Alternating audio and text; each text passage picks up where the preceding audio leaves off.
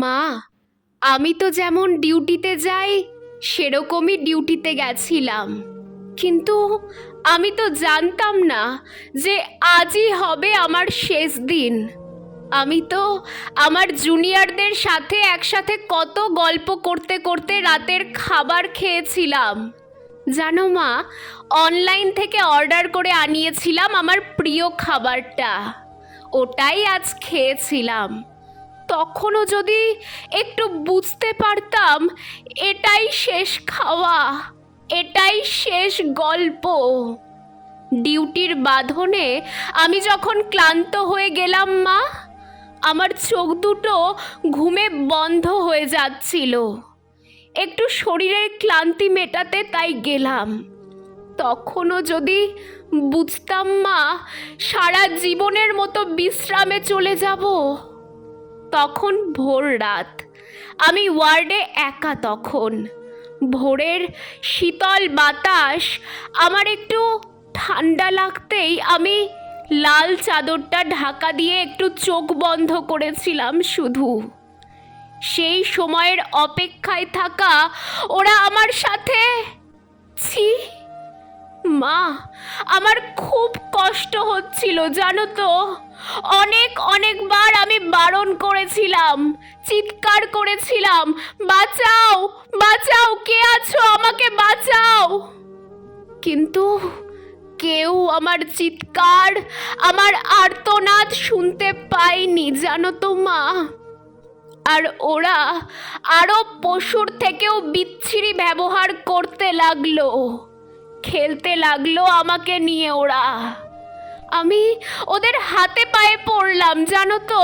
আমি এটাও বললাম যে আমাকে ছেড়ে দাও, দয়া করে ছেড়ে দাও, আমি কাউকে কিছু বলবো না, আমাকে যেতে দাও।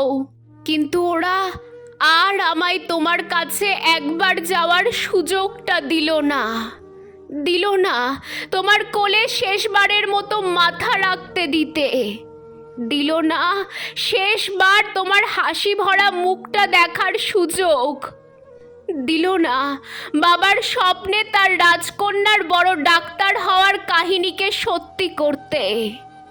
আমার গলা টিপে ধরে, নিজেদের সর্বশক্তি দিয়ে আমার গলা চেপে ধরে।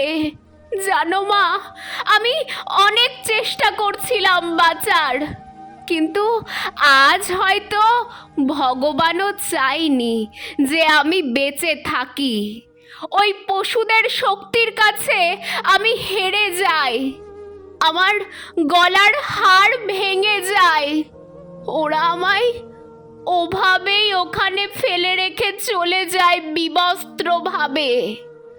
সকালে সবাই আসে, কিন্তু এ কি, আমি কারোর সাথে কোনো কথা বলতে পারছি না। তোমাকেও দেখতে পাচ্ছি, তোমায় কত করে ডাকছি, তুমি শুনতে কেন পাচ্ছ না মা আমার ডাক?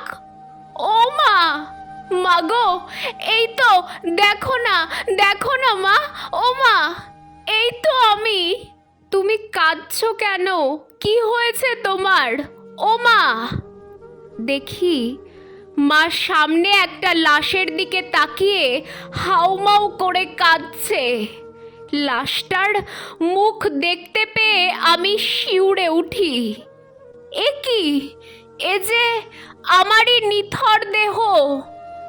আমি কি তবে মারা গেছি?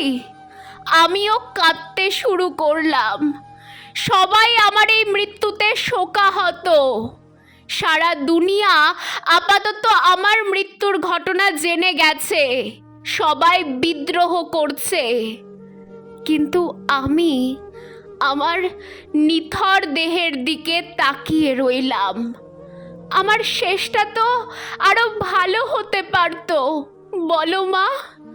দেখো না মা, ওরা আমার মুখের দেহের কি বিচ্ছিরি অবস্থা করেছে।